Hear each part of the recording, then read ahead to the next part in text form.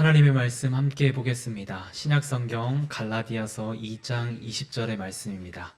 신약성경 갈라디아서 2장 20절의 말씀, 한 절의 말씀이라 저희가 한 목소리로 다 같이 읽도록 하겠습니다. 내가 그리스도와 함께 십자가에 못 박혔나니 그런즉 이제는 내가 사는 것이 아니요 오직 내 안에 그리스도께서 사시는 것이라. 이제 내가 육체 가운데 사는 것은 나를 사랑하사 나를 위하여 자기 자신을 버리신 하나님의 아들을 믿는 믿음 안에서 사는 것이라. 아멘.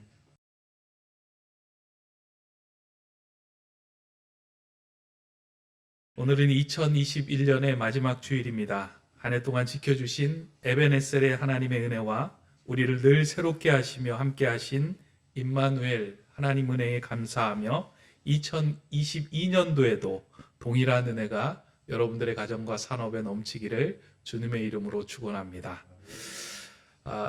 오늘 말씀을 준비하면서 2021년도를 마무리하고 이제 2022년도로 넘어가는 중요한 시점에서 내년도를 생각하면서 말씀을 준비하는데 그리 밝지만은 않다라는 생각이 마음에 많이 깊게 다가왔습니다.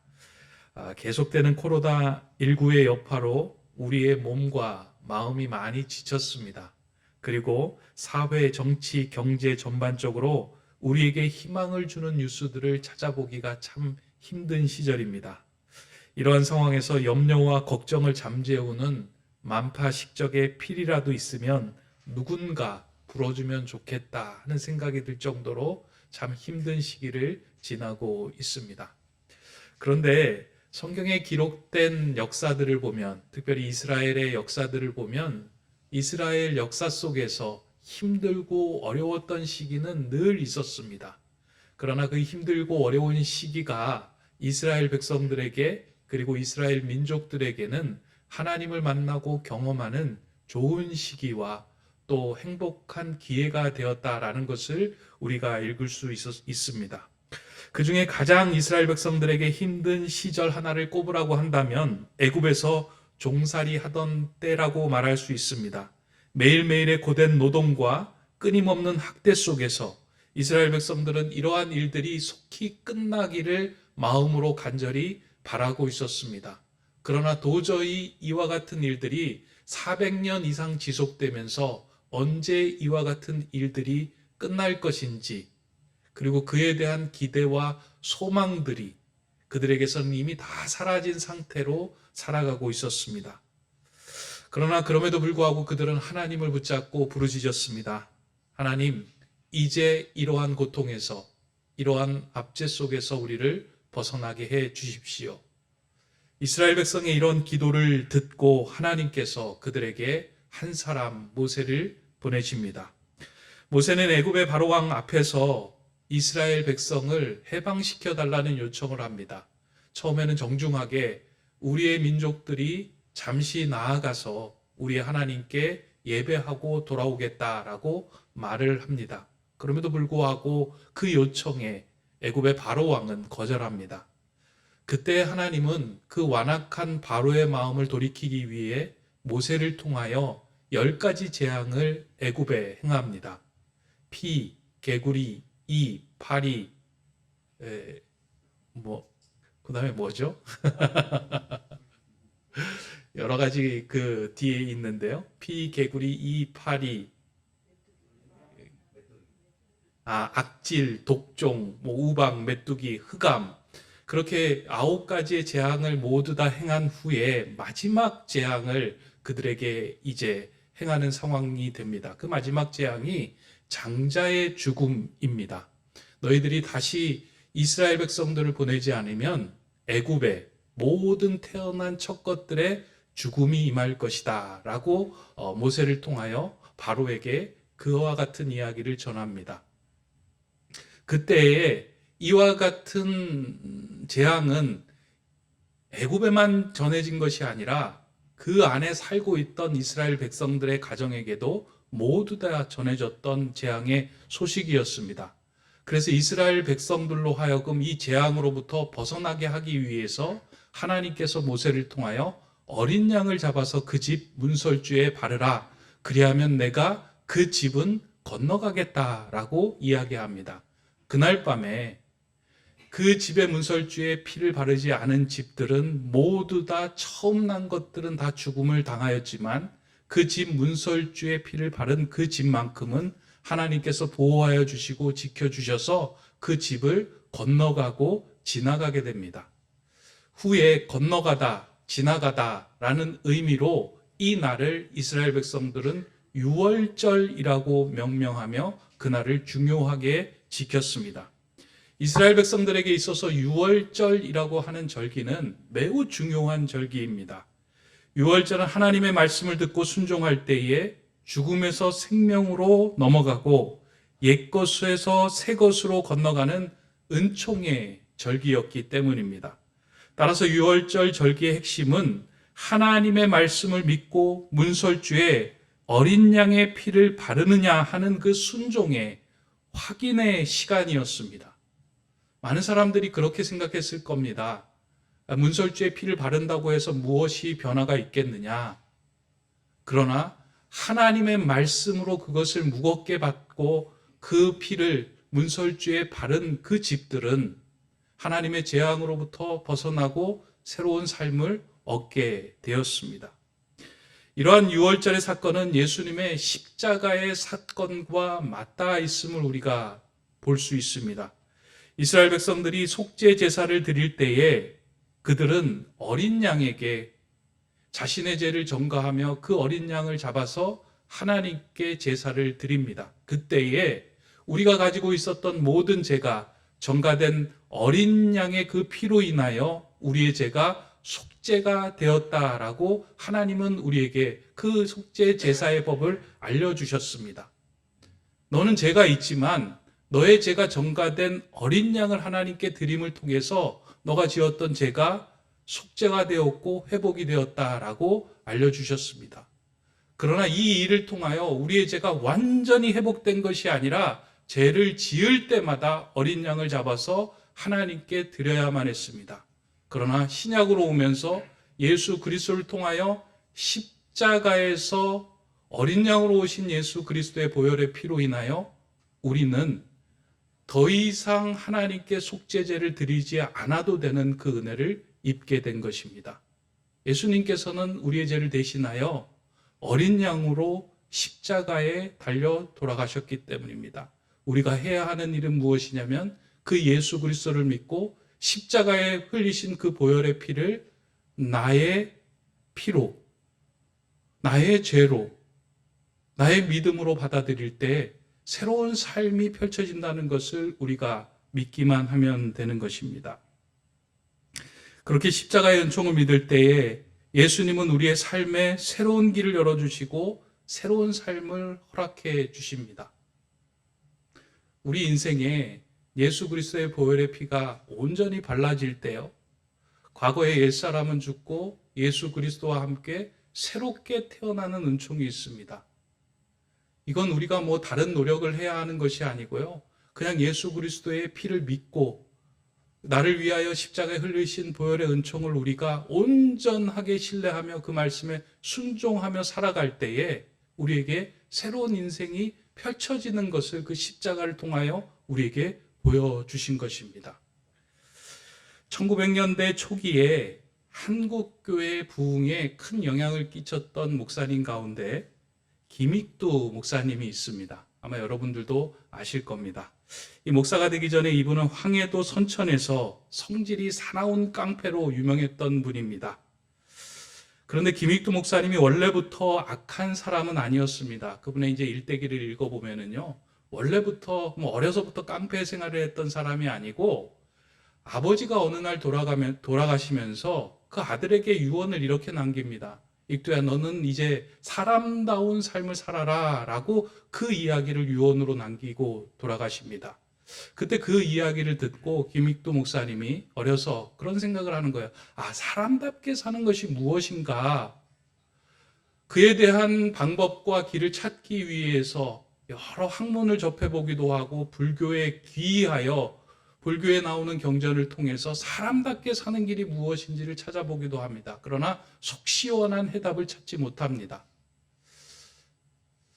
그러던 중에 사람답게 사는 것, 사람을 믿어주고 사람에게 잘해주는 것이다 라는 생각을 하고 있었던 차에 친한 친구가 자기에게 보증을 서달라라고 이야기를 합니다. 사업을 하던 친구가. 그래서 김익두 목사님이 그에게 보증을 서줍니다. 근데 보증을 섰는데 친구의 사업이 망하면서 김익두 목사님이 가지고 있었던 전 재산도 다 사라지면서 하루아침에 거지로 이제 전락하게 된 겁니다. 마음이 많이 상했습니다.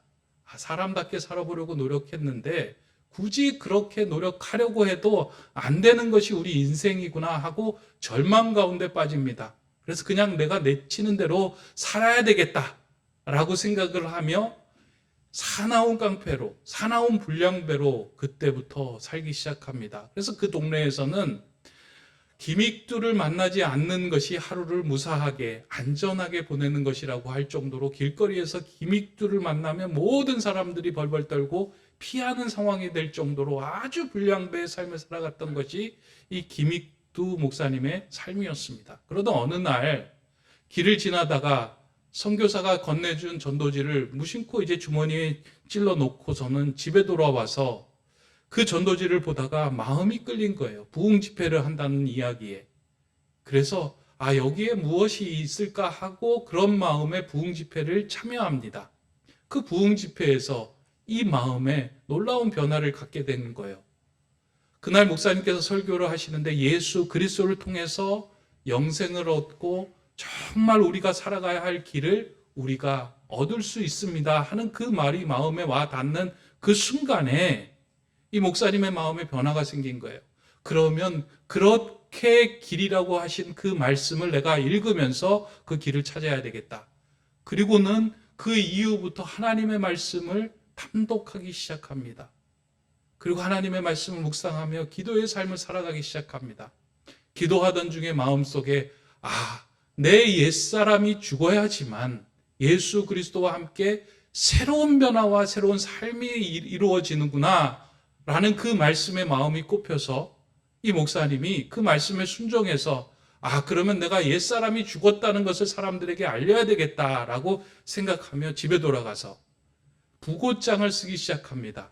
김익두 사망이라는 부고장을 써서 그 동네에 다 돌립니다. 사람들이 불량배가 예수 믿고 새 사람이 되었다라는 그 소식을 듣고 참 많이 기뻐했습니다. 그럼에도 불구하고 사람들은 두려웠죠. 이 사람이 정말 변할 것인가. 그러다 어느 날 이 김익두 목사님이 장터로 가는 고갯마루에서 젊은 불량배 청년들이 그 길을 지나던 사람들을 붙잡고 돈을 빼앗는 그런 모습을 목격합니다. 못 본 채 하고 지나가려고 하는데 그 중에 김익두를 알아본 불량배가 김익두 목사를 붙잡고 이야기합니다. 야, 너 김익두 예수쟁이 됐다며? 그래, 예수 믿고 변화된 증거가 무엇이냐? 우리에게 보여주라. 그러면 우리도 한번 예수를 믿겠다. 그러자 김익두 목사가 웃으면서 이렇게 말합니다. 내가 죽지 않고 지금 내 앞에 살아있다는 것이 그 증거다. 예수는 내가 믿었고 구원은 너가 받았다. 이제 그런 이야기를 통해서 옛날 같았으면 이 옛사람의 힘이라고 생각했을 옛사람에게 지배당했다면 이미 너는 내 주먹에 죽었을 것이다. 그러나 새롭게 변화된 삶의 모습을 통하여 너가 이렇게 살아있는 것이다 라고 이야기를 했습니다. 이러한 김익두 목사님의 생애를 보면 우리는 한순간에 이 목사님이 변화되었다라고 생각을 합니다. 예수님을 믿고 난 그 순간부터 모든 사람이 변화될 것이다 라고 우리는 쉽게 생각합니다. 그러나 김익두 목사님의 그 일대기를 보면 예수님을 믿고 난 이후부터 하루도 빠짐없이 말씀을 묵상하며 기도하는 삶을 살았습니다.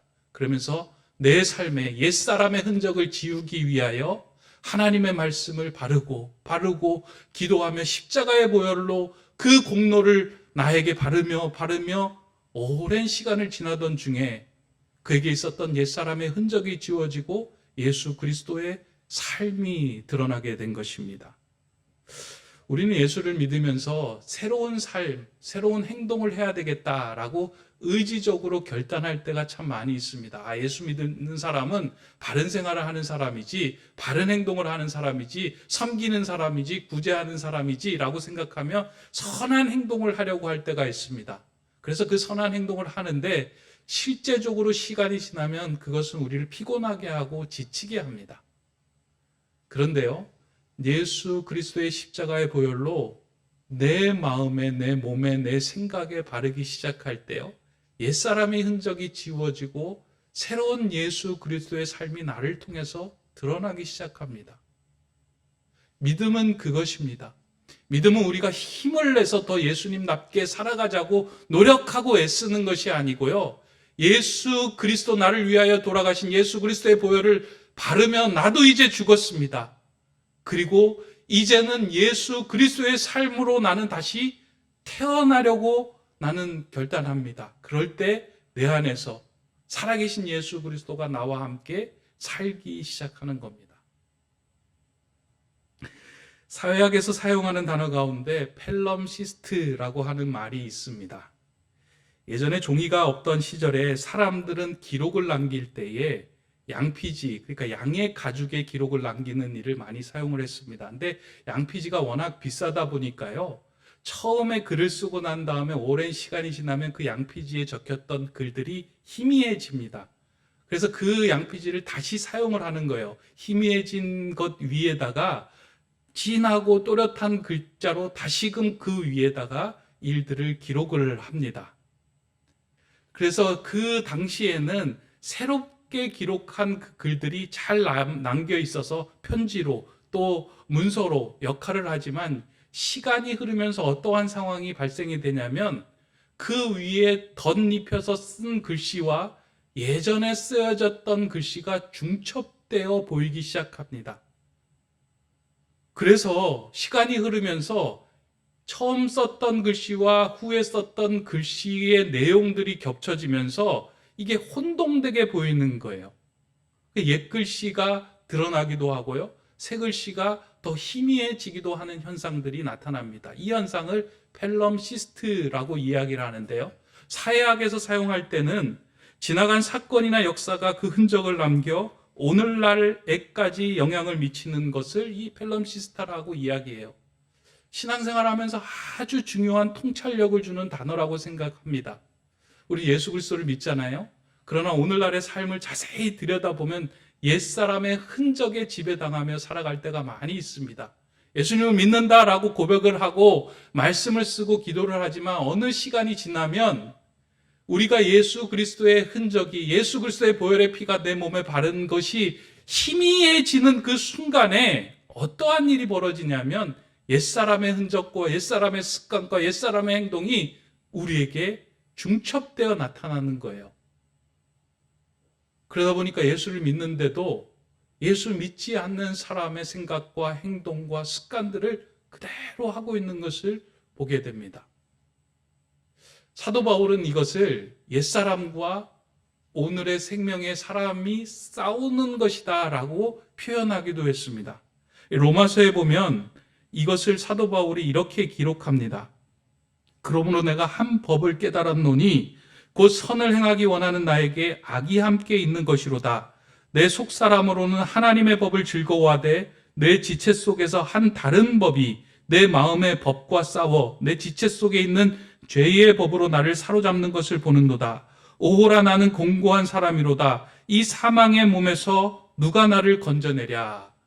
바울이 율법학자이잖아요. 자신의 삶 속에서 이루어졌던, 내 내면 속에서 이루어지는 원칙과 법들을 자세히 들여다보니까 예수 그리스도를 믿었음에도 불구하고 내 안에 있었던 옛사람의 흔적에 죄의 법이, 사망의 법이 나를 지배하고 있는 모습을 보는 거예요. 그리고 예수 그리스도를 믿고 난 이후에 생명의 법이 나에게 존재하지만 어느 순간에 사망과 생명의 법이 싸우면서 어떻게 살아야 할까 하는 그 싸움 속에서 내가 너무나도 공고한 상태로 지내고 있는 것을 발견하게 됩니다. 이 문제를 어떻게 해결할까? 율법학자이며 법에 정통했던 그 바울은 이것에 대한 해결이 되지 않으면 신앙과 믿음이 해결되지 않을 것 같은 생각에 공고함에 사로잡힙니다. 그러나 사도 바울이 만약에 여기에서 끝났다고 하면 우리의 신앙생활도 많이 힘들었을 겁니다. 그런데 사도 바울이 새로운 법을 깨닫고 로마서 7장에 머무르지 않고 8장으로 넘어가서 이렇게 이야기합니다. 그러므로 이제 그리스도 예수 안에 있는 자에게는 결코 정죄함이 없나니 예수 그리스도의 십자가의 보혈로 우리에게 모든 죄가 사라졌고 죄와 사망의 법에서 우리가 해결되었다. 이는 그리스도 예수 안에 있는 생명의 성령의 법이 죄와 사망의 법에서 너를 해방하였다. 예수 그리스도의 십자가, 그 생명의 성령의 법이 우리를 더 이상 정죄하지 않고 그 십자가 보혈의 은혜로 우리가 새로운 삶을 살 수 있는 능력을 얻게 됐다. 이 법을 사도 바울이 발견하고 무릎을 탁 친 겁니다. 그러면서 후에 그렇게 고백을 하죠. 사도 바울이 나는 십자가만 알겠다라고 고백하면서 고린도전서에서 이렇게 이야기합니다. 내가 너희 중에서 예수 그리스도와 그가 십자가에 못 박히신 것 외에는 아무것도 알지 아니하기로 작정하였습니다. 예수 그리스도와 십자가의 은혜로 내 옛사람이 죽고 예수 그리스도와 함께 새 사람으로 살아날 수 있는 것을 바울이 깨닫고 이와 같이 고백한 겁니다. 우리의 삶에 새로운 송구영신이 일어나기 위해서는 야복을 지나야 되고 베데스다를 경험해야 하고 또 여리고에서 예수님을 만나는 일이 필요하지만 오늘 우리가 그리로 나아갈 수는 없습니다. 오늘 우리가 서 있는 자리는 하나님께 예배하는 자리이며 이 예배하는 자리는 바로 십자가 아래에 있는 자리입니다. 하나님께서 우리를 이 자리에 초청하신 이유는 무엇이냐면 우리로 하여금 생명의 삶을 살기 원하기 때문에 이 자리에 초청하신 거예요. 교회 보면 교회 꼭대기에 다 십자가가 있잖아요. 십자가 아래 보이는 사람들은 죽은 사람이에요. 뭐에 죽었어요? 죄와 사망과 옛사람의 흔적에 죽었어요.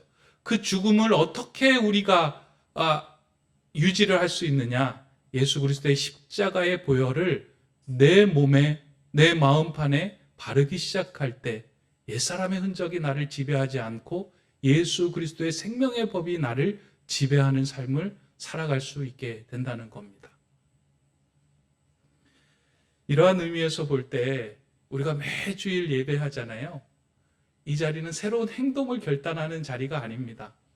말씀을 듣고 내가 선한 행동을 해야지, 가정에서 또 누구를 뭘 어떻게 해야지, 도와야지, 이런 자리가 아니고요. 내 안에서 꿈틀대는 옛사람의 흔적을 재우기 위해서 예수 그리스도의 십자가의 보혈을 바르는 자리예요. 하나님 앞에서 내가 다시 죽습니다. 이것을 내 마음에 바르기 시작하면 옛사람의 흔적이 지워지고 생명의 흔적이 우리 안으로부터 살아나기 시작을 합니다. 성경은 하나님의 감동으로 이루어져 있습니다. 하나님의 말씀을 듣고 그 말씀을 마음판에 새기며 그 말씀으로 우리의 마음에 바르기 시작할 때요, 그 성령의 감동으로 기록되어진 성경이 우리의 옛사람의 흔적을 지우기 시작을 하는 거예요. 하나님의 말씀을 읽고요, 예수 그리스도의 십자가 아래에서 엎드려 있어야 하는 이유는 바로 우리가 죽기 위함이 아니라 우리가 살기 위함입니다. 하나님은 우리를 살리기 위해서 이 자리로 부르신 거예요. 진정으로 잘 사는 일은 무엇이냐? 내 몸의 마음판에 예수 그리스도의 보혈을 바르는 거예요. 사도 바울은 이와 같은 은혜를 경험하고 난 후에 갈라디아서 2장 20절에 옛사람이 죽고 예수 안에서 새로운 생명의 성령의 법 아래서 자신이 살았다라는 것을 이렇게 고백합니다. 내가 그리스도와 함께 십자가에 못 박혔나니 그런즉 이제는 내가 사는 것이 아니요 오직 내 안에 그리스도께서 사시는 것이라. 이제 내가 육체 가운데 사는 것은 나를 위하여 자기 자신을 버리신 하나님의 아들을 믿는 믿음 안에서 사는 것이라. 이전에 바울은 율법을 마음에 새기고 하나님을 믿었지만 그 마음에 평안함이 없었습니다. 그것이 자신의 인생을 새롭게 변화시키지 못했습니다.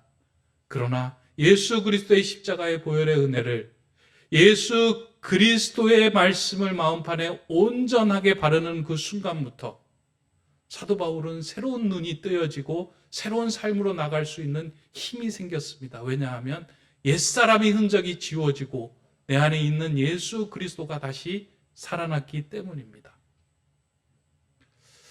오늘 여러분들은 어떠신가요?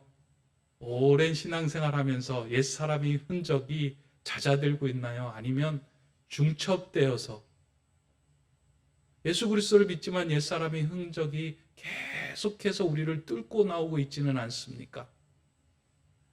진정한 송구영신의 변화는 내 마음에 옛사람의 흔적이 다시금 나를 지배하지 않도록 십자가 아래서 그 그리스도의 보혈을 바르고 덧칠하는 일입니다. 갈라디아서 2장 20절은 사도 바울의 자신의 인생의 부고장입니다. 이제 나는 예수님과 함께 죽었습니다. 그리고 이제 나는 예수님과 함께 살 것입니다. 그 부고장을 선포하고 전하고 난 이후에 사도 바울은 실제로 십자가의 흔적으로, 예수의 흔적으로 그의 인생을 살아갔습니다. 그의 삶의 흔적이 성경이 되었고 그의 삶의 흔적이 닿는 곳마다 교회가 세워졌습니다. 그래서 갈라디아 맨 마지막 구절, 갈라디아서 6장 17절은 사도 바울이 이렇게 고백합니다. 이 이후로는 누구든지 나를 괴롭게 하지 말라. 내가 내 몸에 예수의 흔적을 지니고 있노라. 갈라디아의 제일 마지막 구절에 나는 예수의 흔적을 이제 지니게 되었습니다. 라고 고백을 합니다. 예수님의 말씀과 십자가의 보혈로 인하여 그의 마음에 옛사람의 흔적이 사라지고 예수의 흔적이 온전히 새겨졌음을 고백하는 말씀입니다. 저는 이 고백이 오늘 예배하는 저와 여러분의 고백이 되기를 바랍니다. 2021년을 이제 보내고요. 2022년을 살아가는데 어떻게 송구영신할 것인가? 내년도에는 정말 잘 살아야지. 내년도에는 더 사랑해야지. 내년도에는 더 남들을 섬겨야지. 물론 이것도 중요하지만 먼저 내 옛사람의 흔적이 지워지고 내 안에서 예수가 살아날 수 있도록 하나님 오늘도 이 십자가 앞에서 내 안에, 내 마음판에 예수 그리스도의 보혈을 바릅니다. 예수 그리스도의 보혈의 피로 하나님의 말씀을 마음에 새깁니다. 그 말씀을 순종하며 그 말씀에 지배당하는 삶을 살겠습니다. 그렇게 고백할 때요, 하나님께서 세워주신 우리 높은 뜻 세움교회 공동체 안에 하나님의 나라가 펼쳐지며 하나님이 함께 계심을 보여주는 귀한 공동체가 되리라고 믿습니다. 아마 내년에도 저와 여러분의 마음속에 있는 옛사람의 흔적은 좀비처럼 계속해서 살아날 겁니다. 죽을 줄 알았는데 또 살아나고 괜찮을 줄 알았는데 또 나오는 것들이 많이 있을 겁니다. 그러나 낙심하지 마시기 바랍니다. 그때마다 십자가 아래에서 예수 그리스도의 보혈을 바르고 주님과 함께 다시 태어날 때에 그 자리는 우리의 삶을 송구영신으로 바꾸는 은혜의 자리가 될 것입니다. 그렇게 덧바르고 덧입혀질 때 우리는 사도 바울처럼 그렇게 고백할 수 있습니다. 나는 예수의 흔적을 가졌습니다. 이런 예수의 흔적을 가지고 2022년도를 승리하며 살아가실 우리 높은 뜻 세움교회 성도님들, 그리고 온라인으로 예배하는 우리 모든 가족들이 되시기를 주님의 이름으로 축원합니다. 기도하겠습니다. 사랑의 하나님, 한 해의 마지막 주일에 주님의 십자가 앞에 나와 예배하게 하시니 감사를 드립니다. 지난 한 해를 돌아보면 예수님을 믿고 있다 말은 하였지만 옛사람의 흔적에 반응하는 삶을 많이 살았음을 고백합니다. 이제 주신 말씀을 붙들고 십자가의 보혈을 마음에 바를 때 옛사람의 흔적이 지워지게 하시고 예수 그리스도의 흔적만이 또렷이 남아지게 하여 주시옵소서. 다가오는 2022년에는 예수의 흔적을 가지고 생명을 살리는 샬롬의 삶이 다 되게 하여 주시옵소서. 예수 그리스도의 이름으로 기도드립니다. 아멘.